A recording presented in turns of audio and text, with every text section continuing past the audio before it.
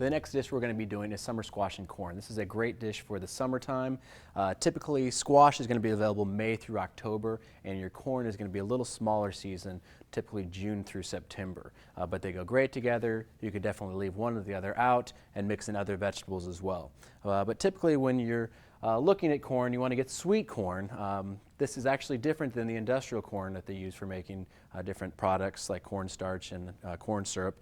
The sweet corn is actually an immature plant. It's picked before it dries out like the industrial corn does, so we're actually consuming it as a vegetable as opposed to a grain like the industrial corn. Summer squash, like many other vegetables, a lot of the nutrients and the vitamins are actually in the peel, so you want to leave those peels on.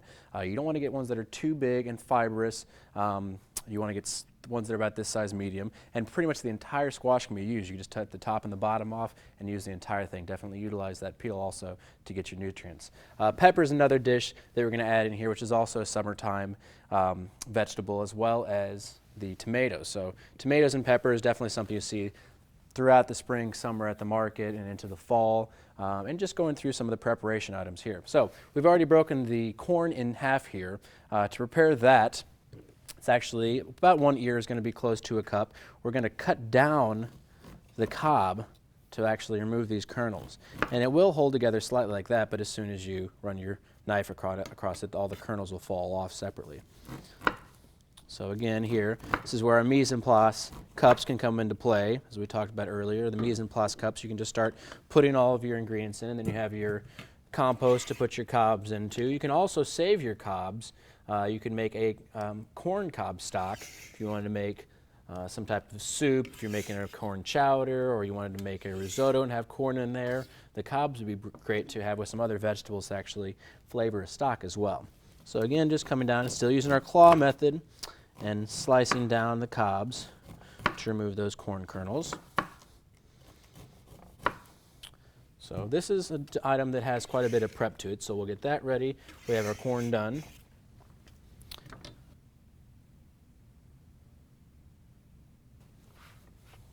Definitely don't need to switch your cutting board here. You're doing different types of vegetables that will be mixed together at the end anyway. One thing I do want to point out with the cutting board, to keep that from slipping around, I have just a kind of drawer liner. You can also use a wet towel to put underneath that. That helps it from sliding around on the table. Definitely I recommend the drawer liner if you're using any type of wooden table. That way you don't have to get it wet and take off the varnish. With the peppers, one way to do it, there's definitely many ways, is just taking off the outside, cut into either thirds or fourths, cutting out the outside of it. And we're using one whole pepper here. And on this last part, we can just cut that very bottom part off and come down the side. And we can compost that center. You can take out part of the white part, the pith, and then come back through. And then what we're going to do here is we're going to cut the peppers into large strips. With dice, we're going to do roughly about a quarter of an inch cuts. So these will be ready to come back through later on, and you just think of it as an assembly line. You can do one step and then come back and do the next one. It makes it a little bit easier. And again, if you don't feel comfortable doing this, I wouldn't do it in front of people, but you could do it at home or have somebody else help you, and then just take it to the place when you're getting ready to do your demonstration.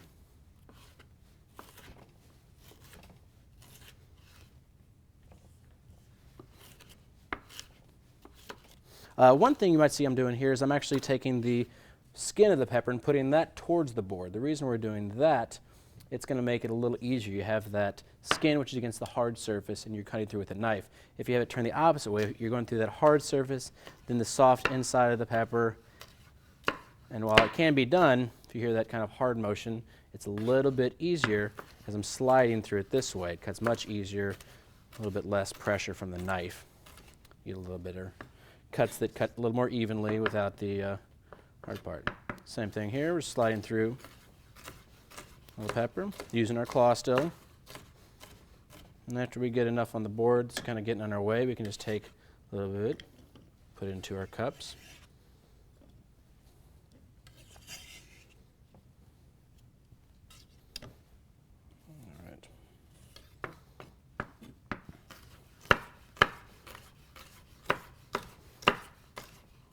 Now in this dish, we're going to use olive oil. You could definitely use butter as well. This is going to be a preference in a lot of dishes. You don't have to feel tied to one or the other if you're using some type of fat. That's really just to kind of keep the items from sticking to the pan and also really transferring the heat from that pan to the product. If you would like to, you could definitely use either bacon fat or pork fat to add a little bit more extra flavor to the dish. So even that last end part that sometimes people throw away right here, you can cut up and use and utilize. All right. And we can wipe down our board between. Next part of our dish is actually some tomatoes. And so one thing you can do to get this part where the stem was attached to the tomato, you can use the heel of the knife, which is right here, and actually just insert that in and just rotate it slightly to take that part out. Set that down, compost that. Do the same here. You could also use the tip of the knife, but it's a little bit too awkward. You don't have as much control as you do with that heel, and you have that sharp end facing away, so it's a little safer. With the tomato, what we can do, we can just cut it into slices, 3 or 4, depending on how thick it is, and you might lay it down to cut through the last one. Another way that makes it easier to cut through tomatoes is they have that thick outside skin. If you get nice heirloom tomatoes in the summer, they probably don't have that thick outside skin and are a little easier to cut through. So these ones are a little bit more for actually transportation. But one thing you can help to cut through that thick outside skin is if you use a serrated or bread knife. That really helps. So what I'm going to do is here is I'll just cut into strips, and I can turn and come back through.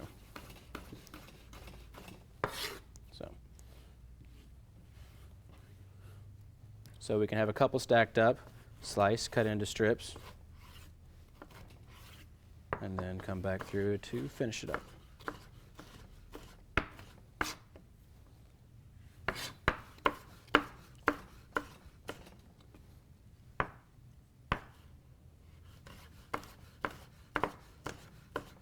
Now, this dish, you might notice that we're not peeling the tomato at all.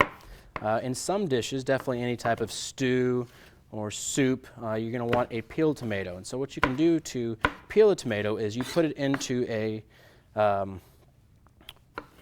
pot of boiling water for maybe 30 to 45 seconds after you've cut out the core part where the stem was attached, and then do just a small X on the other side. Place it in there 30 to 45 seconds, take it out immediately as soon as the skin starts to move, and then put it into an ice bath. The reason you do that is you just want to cook that outside of the skin and then remove it. So after you place it in the ice bath, the skin should come off fairly easily. The reason you want to take off the skin is after you've cooked it a while in a stew or a soup or some type of item where it's going to be cooked for a lengthy period of time, that skin will start to already come off on its own, and it'll become very curled. So it'll start curling around itself and become very leathery. So definitely not an appetizing thing. In this dish, the tomato is just going to be in the last minute, so that's not going to be a problem we're worrying about here. But if you do cook a tomato for any lengthy period of time, you want it to remove the outside skin. So always have extra cups handy in case you do have a little more than you thought. Thought most would fit in 1 cup, but we're having a little bit of spillover. So we can wipe down our area. And then also one thing you can carry is a sanitizer bottle. I have a sanitizer bottle over here next to my station, so in between things I can sanitize. Typically your ratio for sanitizing, if you're using bleach, is going to be 1 tablespoon for every gallon. So that's 1 ounce of bleach for every 2 gallons of water. So that's just a nice ratio. It's enough to kill any bacteria that might be on your board, and also sanitizing prior to is good as well, but not enough to actually get to get sick. If you do too much, you can get a chemical contamination, which is not good as well. So we have almost all of our product done, but we want to go ahead and start heating up our olive oil in here.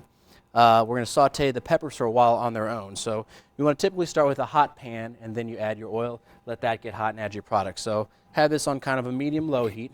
With the squash, I'm going to cut off both ends. And then we're going to cut lengthwise, just kind of make half moons. So typically what you'd want to do is you can cut this way to the shortest area, but since when we're cutting on something round, it is okay to cut lengthwise to the flat area. So that's a little bit longer than you normally want to cut because you're not going to have as much control, but you definitely have more control in this case because you're going to be on that flat part. So you can stand it up right there. Another thing you can do if you don't feel comfortable doing that is definitely cut it to a smaller section, such as that, and then you're ready to go. So what we can do is just go through and slice. Again, we're using our claw.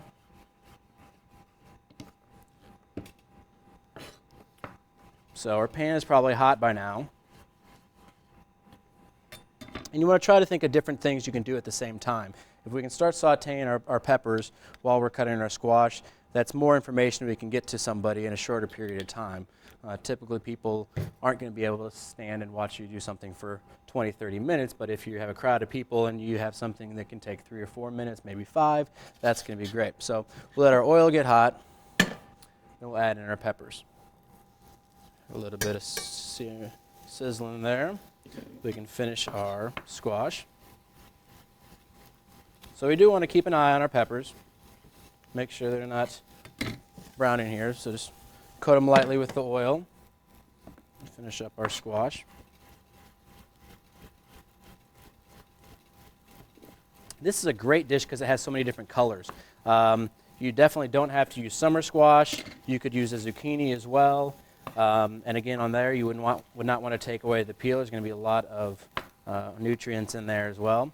And also, you can add different things to this as well. You could add some herbs at the end.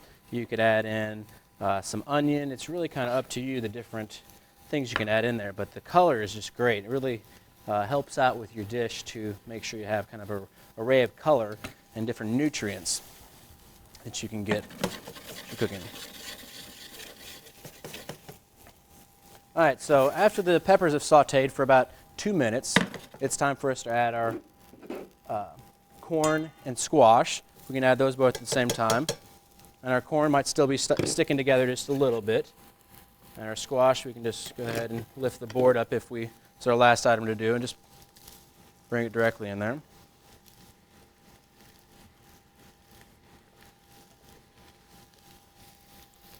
So, if our corn's sticking together a little bit, as some of ours is here still, you can see underneath, you can just break that up and it really will just fall apart with the spoon. So from here, just make sure everything gets lightly coated in the oil.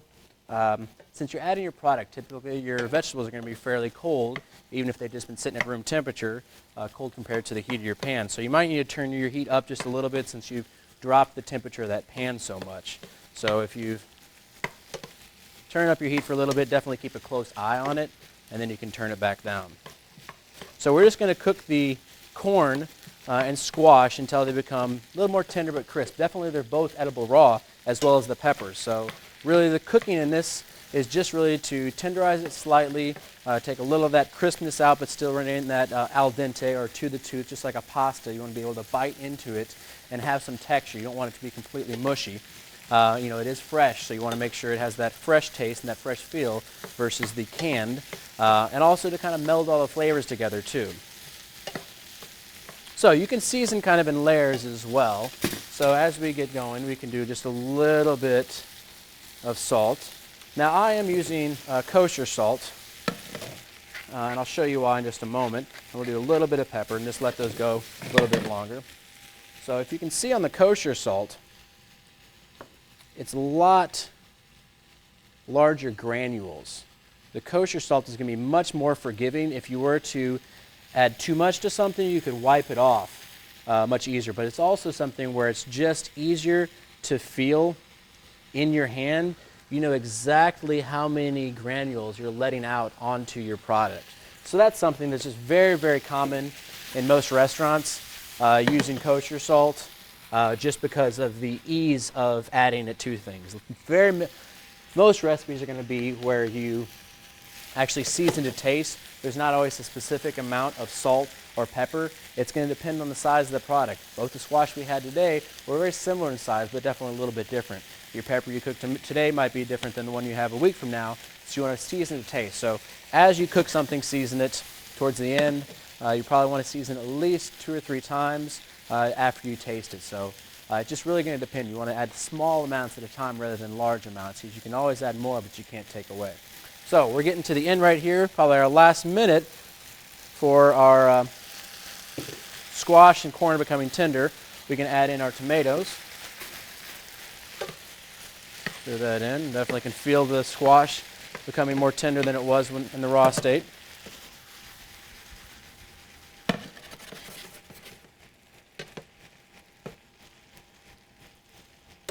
You could taste and then go from there.